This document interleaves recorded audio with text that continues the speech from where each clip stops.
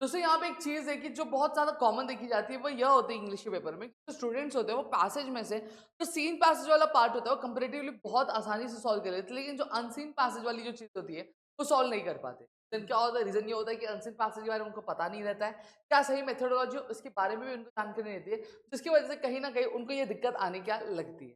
तो आज के इस वीडियो में बेसिकली मैं यही बताने वाला हूँ कि पैसेज अनसीन पैसेज को बेसिकली आपको करना किस तरीके से, क्या तरीका होना चाहिए, इसके बारे में मैं क्या करने वाला हूँ।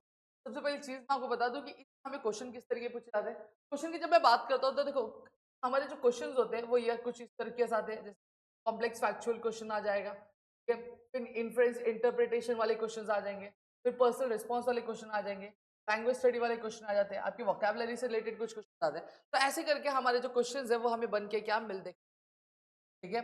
अब यहाँ पे कौन से क्वेश्चन को सॉल्व करना चाहिए, क्या तरीका होना चाहिए, इसके बारे में मैं के बात करने वाला हूँ।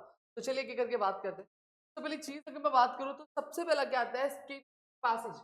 हाँ, फर्स्ट। अब यहाँ पे इसका मतलब क्या होता है? इसका मतलब ये होता है कि जब कभी भी आप क्या कर रहे हो, अनसीन पैसेज अटेम्प्ट करने जा रहे हो, सबसे पहले जो रिक्वायरमेंट आपके लिए बनती है वो यह होती है कि आप सबसे पहले पैसेज को रीड करो। लेकिन रीड करने से पहले भी एक चीज़ आपको ध्यान में रखना है, मेरा सजेशन रहेगा कि read the question before hand. आप उससे पहले क्या कर लो, जो क्वेश्चन एक्चुअल में दिए गए उनको क्या कर लो, रीड कर लो। अब जब रीड कर रहे हो तो रीड करते टाइम आपको क्या करना है, जो आपकी क्वेश्चन में जो कीवर्ड्स है, जो इंपॉर्टेंट कीवर्ड्स है उसको क्या कर लो, दिमाग में बैठा लो। अब दिमाग में बैठाने से फायदा क्या होगा, जब आप पैसेज रीड करोगे तो पैसेज रीड करते टाइम अब आपको जो चीज़ होंगी वो आपको फटाफट मिलना चालू हो जाएंगी।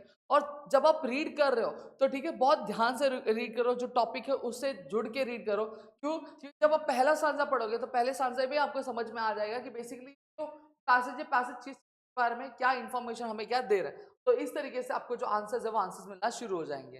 फिर उसके बाद आता है लुक द कंटेक्स्ट क्लूज। अब यहाँ पे हमने देखा एक वोकैबुलरी वाला पार्ट। वोकैबुलरी में क्या होता है, सिनोनिम्स होते हैं। अब इसमें कुछ वर्ड्स ऐसे आ जाएंगे शायद जिसका मतलब आपको पता नहीं होगा, या फिर उस वर्ड के बारे में आपने कभी सुना नहीं होगा।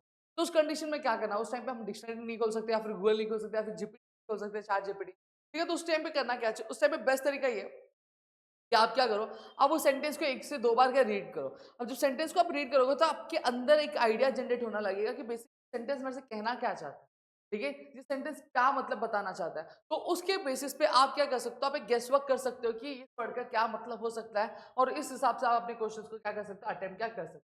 फिर क्या आता है, अगर एमसीक्यू आते हैं तो आप क्या करो, एलिमिनेशन मेथड का यूज करो। एलिमिनेशन मेथड में अगर मैं बात करूं, आप देखो कि कौन सा आंसर है, कौन सा जो एमसीक्यू है बहुत ज्यादा क्लोजली क्या रिलेटेड है, उससे क्या बात, वो चीज क्या आप करो, ठीक है? हमेशा एमसीक्यू में ये देखा जाता है कि आपके दो ऑप्शन ऐसे रहते हैं जो उससे कुछ लेना देना ही नहीं रहता है, ठीक है? तो वो चीज आपको पहचाननी है। फिर नेक्स्ट क्या आता है, अगर आप किसी में अटक जाते हो या फिर कोई क्वेश्चन आपको समझ में नहीं आता, तो यहाँ पे बेस्ट सोल्यूशन ये रहता है कि आप क्या करो, आप आंसर को जो पैसेज है वो पैसेज को वापस से रीड करो। और जो पैसेज को आप वापस से रीड करोगे तो आपको चीज़ को और ज़्यादा पहले की कंपैरिजन में और ज़्यादा आपको क्या समझ आएगा। लास्ट में जब रीड करो तो समराइज़ करो रीडिंग को कि ठीक है कि आपने क्या-क्या पढ़ा है, क्या-क्या चीज़ें आपने चेकआउट की है, तो इससे आपकी चीज़ें और भी ज़्यादा आपको आसान क्या हो जाएगी। मेरे ख्याल से यहाँ पे आपको चीज़ आ गई होंगी। और अगर आप मेरे साथ 1 टू 1 जुड़ना चाहते हैं, एप्लीकेशन पे अगर आप इंग्लिश हमारे साथ करना चाहते हो, तो आप हमारे कोर्स में जुड़ सकते हैं, पार्ट में जुड़ सकते हैं, जहाँ पे आपको प्रो सेक्शन आप सारी चीज़ें हम क्या कवर बता रहे दोस्तों। तो आई होप दोस्तों चीज़ें यहाँ पे क्लियर हो गई होंगी आपको। वीडियो अच्छी लगी तो वीडियो को लाइक करें, चैनल सब्सक्राइब नहीं किया तो चैनल सब्सक्राइब ताकि ऐसे और कई सारे वीडियोज़ हम आपके लिए लेकर आ सकें आपके अपने प्रति।